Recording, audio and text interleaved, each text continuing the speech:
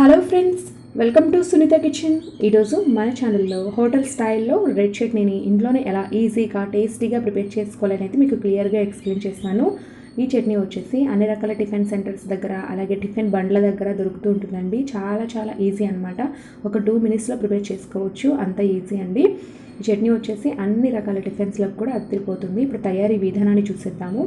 ముందుగా స్టవ్ మీద ఒక కడాయి పెట్టుకొని 1 టీ స్పూన్ దాకా ఆయిల్ వేసి వేడి చేసుకోవాలి. ఇందులోకి 5-6 పచ్చిమిర్చిని ఇలా తుంచి వేసుకోండి. అలాగే వలిచిన 5-6 వెల్లుల్లి రెబ్బలు, 1 రెమ్మ కరివేపాకు, వీటన్నిటిని కూడా వేసి 2 నిమిషాల పాటు దోరగా వేపుకోండి. ఇలా ఎండుమిర్చిని తుంచి వేసుకోవడం వల్ల గింజలు కూడా వేగి టేస్టీగా వస్తుందండి చట్నీ. ఒక 2 నిమిషాల తర్వాత స్టవ్ ఆఫ్ చేసేసుకొని వీటన్నిటిని పూర్తిగా చల్లారిన తర్వాత ఒక మిక్సీ జార్లోకి వేసుకోవాలి.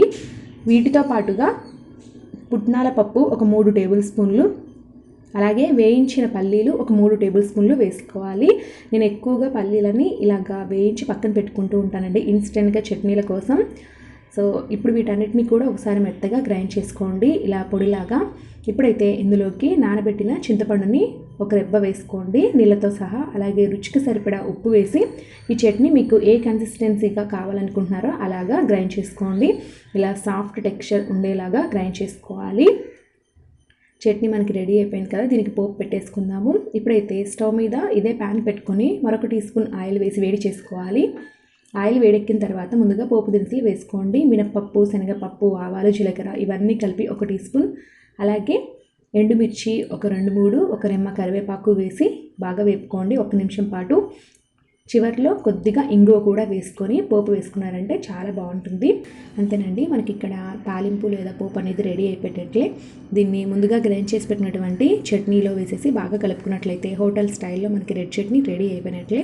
చాలా టేస్టీగా ఉంటుందండి, యమ్మీగా.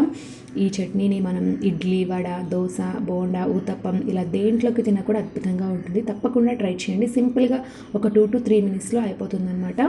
సో ఫ్రెండ్స్, చూసారు కదా ఎంతో టేస్టీగా ఉండే ఈ రెడ్ చట్నీ కనుక మీకు నచ్చినట్లయితే ఇలాంటి మరెన్నో సింపుల్ అండ్ టేస్టీ రెసిపీస్ కోసం నా ఛానల్ని తప్పకుండా సబ్స్క్రైబ్ చేసుకోండి. అలాగే ఈ వీడియోని మీ ఫ్రెండ్స్ అండ్ రిలేటివ్స్కి ఫార్వర్డ్ చేయండి. Thank you for watching.